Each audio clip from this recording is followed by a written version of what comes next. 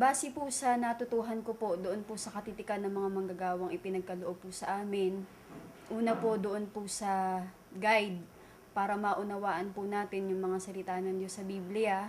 Pangunahin na po yung karunungan, yun po yung pangunahing bagay na dapat ay makuha po o ma-attain po namin pong mga manggagawa na kung saan yun po ay masusumpungan po namin doon po sa banal na kasulatan na ibinigay po sa atin, na nandun po yung mga salita na magagamit po namin sa pagsansala, sa pagturo, sa pagsaway, sa ikatututo na nasa katwiran, na magagamit din naman po namin bilang mga manggagawa. At gayon din po yung matututuhan namin mismo doon sa mga mangaral na inilagay po sa atin.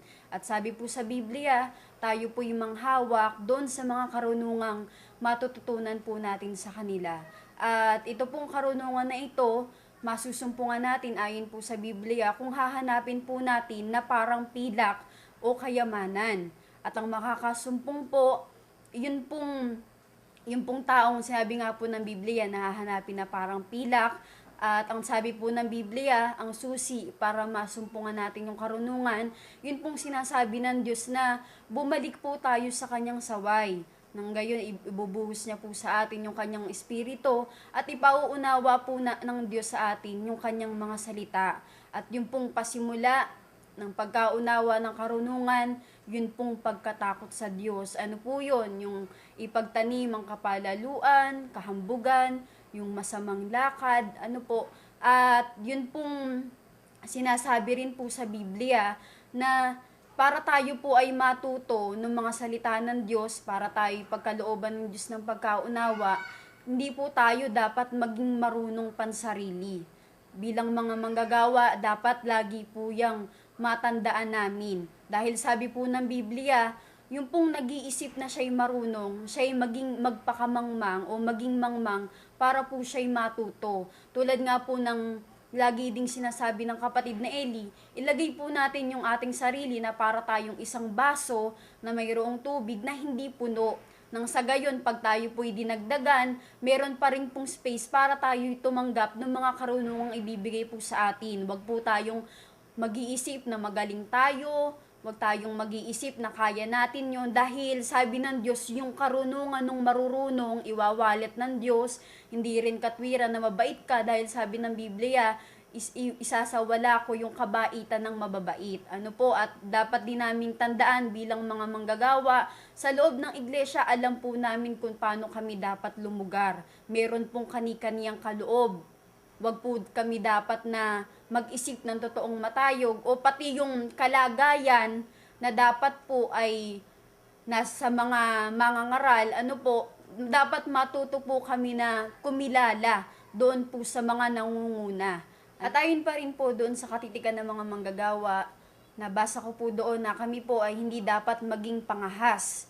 Hindi po kami magkaroon ng sariling kalooban, lalo na po ang ministeryo po na aming kinabibilangan. Para po sa akin, ito po ay maselan na ministeryo. At bilin din po na bilang mga manggagawa, dapat yun pong layo ng pagkatuto, hindi sa mahalay na kapakinabangan. At bilang mga manggagawa, hindi po kami dapat maging Panginoon dahil tayo po ay mga alipin. Sa pangunguna po natin sa mga kapatid, tandaan po natin tayo po ay katulong ng mga mangaral sa pagpapakain po ng kawan ng Diyos. Hindi po tayo dapat mamuno ng sapilitan. Kung tayo man po ay kinikilala ng mga kapatid, sinusunod, iginagalang, yun din po ay dahil sa pagkilala ng mga kapatid sa atin pong mga taga-akay, at hindi po dahil sa mga sariling nagagawa po ng mga manggagawa, dahil kami lang naman po ay gumagawa kung ano po yung itinuturo po ng atin pong mga taga-akay. At bilang mga manggagawa na dapat po naming tandaan, hindi po kami hukom, kundi kami rin po ay katulad ng mga kapatid na tagatupad ng kautusan, at hindi po dapat ituring na ang kamanggagawa ay kaaway, kundi kami po ay magkakasama sa gawain, hindi po magpapagalingan, dahil kami po ay pare-pareho lamang na tinuturuan. At isang bagay po na dapat rin tandaan na kami po bilang magkakasama, hindi po dapat ituring na ang kamanggagawa ay kaaway. Dahil ang sabi po sa Biblia, yung pong mga alagad ng Diyos, isang pagkakakilanlan nun, yun pong pag-iibigan. Kaya sa amin pong pagsasama sa gawain at upang magbunga rin po ng mabuti, kailangan po naming magtulong-tulong at higit sa lahat ay sa awa tulong po ng Diyos.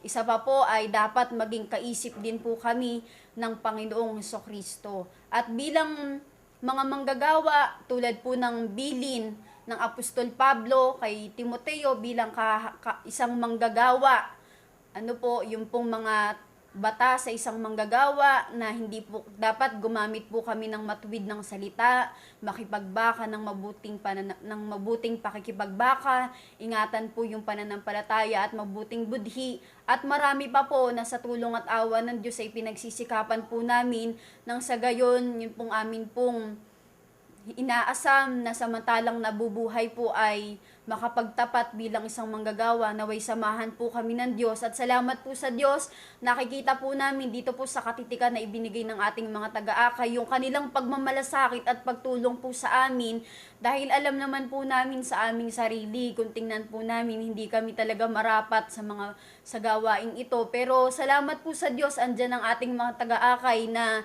tumutulong po sa amin at magsisilbing paalala po itong katitikan, at nawa po ay magawa po namin sa awat tulong po ng Diyos, at nakikita po namin yung pong hanggang sa maliit na bagay na gusto po ng ating mga taga-akay na matutunan po namin, nang sa gayon hindi po kami stagnant habang ang gawain ay lumalaki. Gayon din po na yung pong aming maliit na paraan na magagawa ay dinadagdagan po o tinutulungan po ng mga taga-akay kung paano kami rin po ay mag-i-improve bilang mga manggagawa. At salamat po sa Diyos, ingatan po nawa tayo palagi.